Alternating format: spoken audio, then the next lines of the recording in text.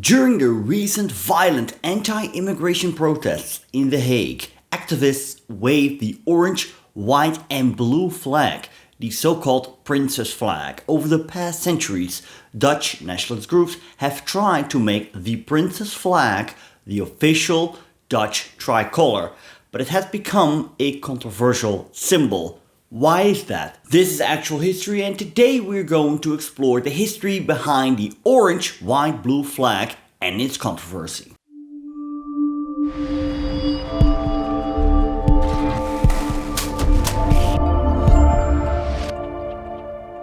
The demonstration against asylum policy in The Hague got completely out of hand when groups of rioters clashed with the police and moved forwards to the center of The Hague.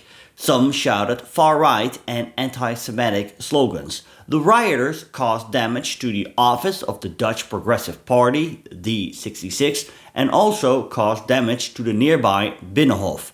The damage to the historic House of Representatives building, among other things, was estimated at approximately €55,000.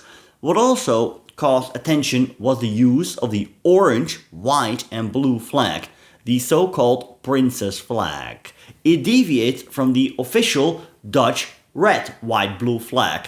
In recent years, the Prinsenvlag has been used more and more often in anti-government protests, such as demonstrations against the measures taken during the pandemic or nitrogen policies. But the controversial orange, white and blue flag is especially popular among far-right groups. So what is the history behind this flag and why is it so controversial today?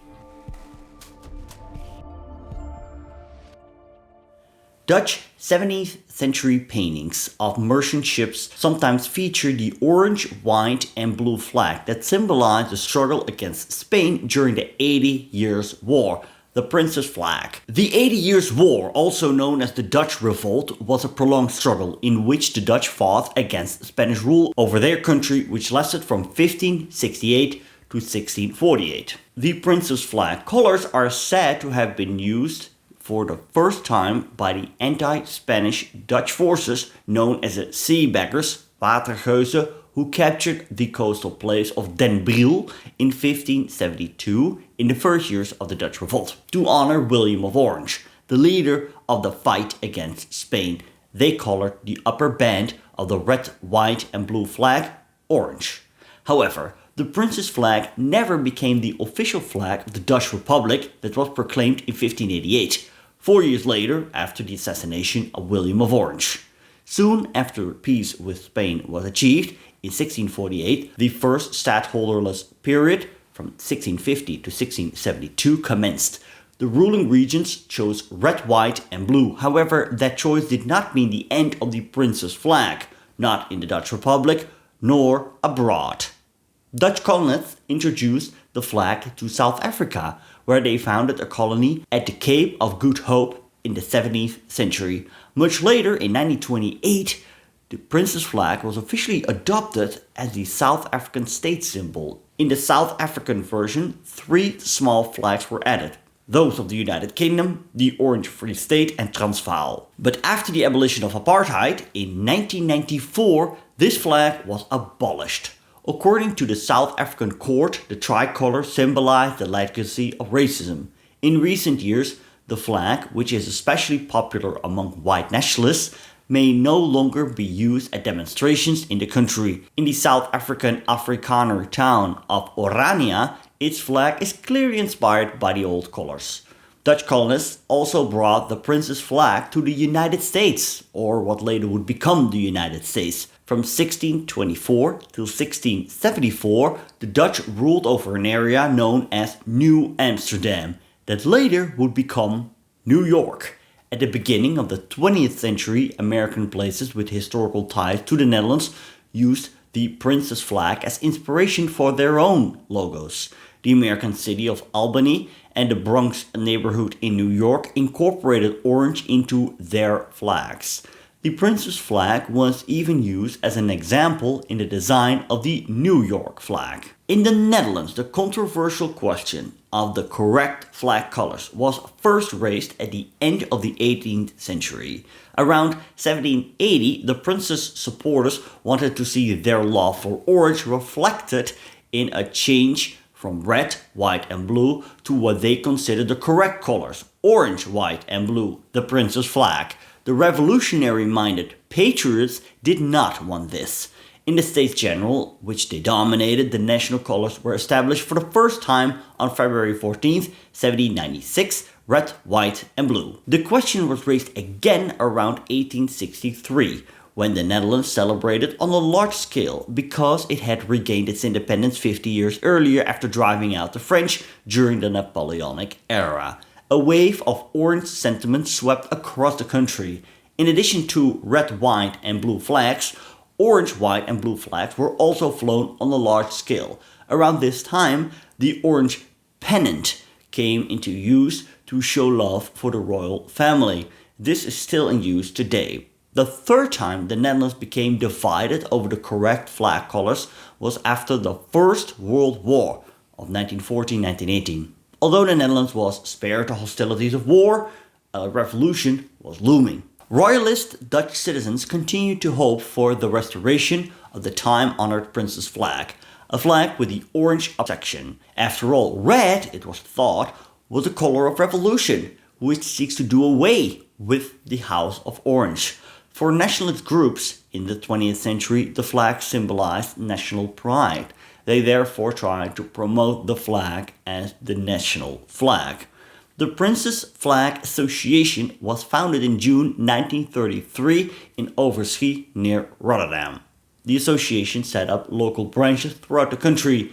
In the pillarized Netherlands, it was mainly Catholic circles that resisted changing the red stripe to orange. In political circles, the flag question hardly played a role, largely because supporters of both color tricolors could be found across most political parties.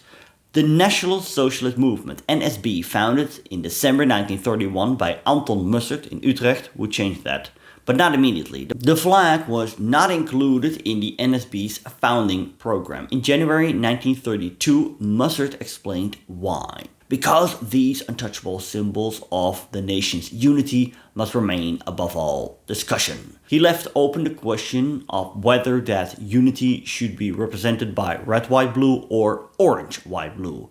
It was Prime Minister Colijn of the anti-revolutionary party who took up the thorny matter some years later.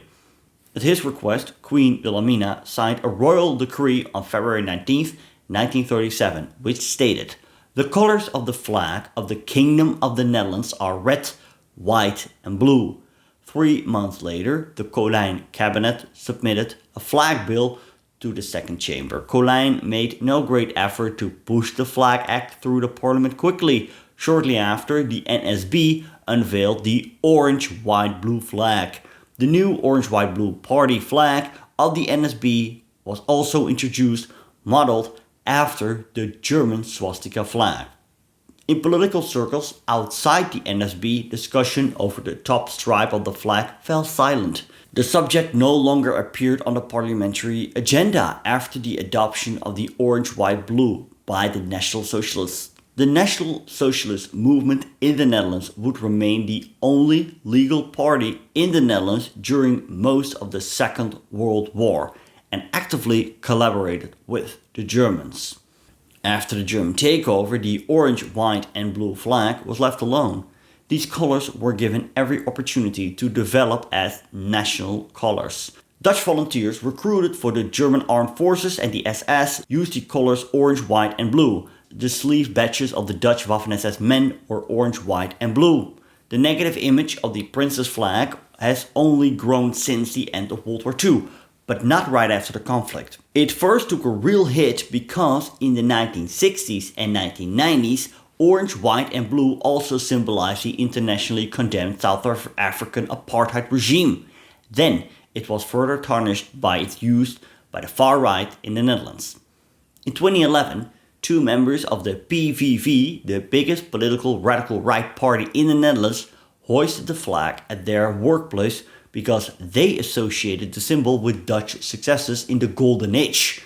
During the recent protests, many of the prince's flags flown had also the logo of the Dutch East India Company, WWII, in the middle. With this, they wanted to show their pride of the Dutch colonial past. There is some irony, because due to the efforts of the WWII, migration to the Netherlands would increase during the 17th century, something they were protesting against.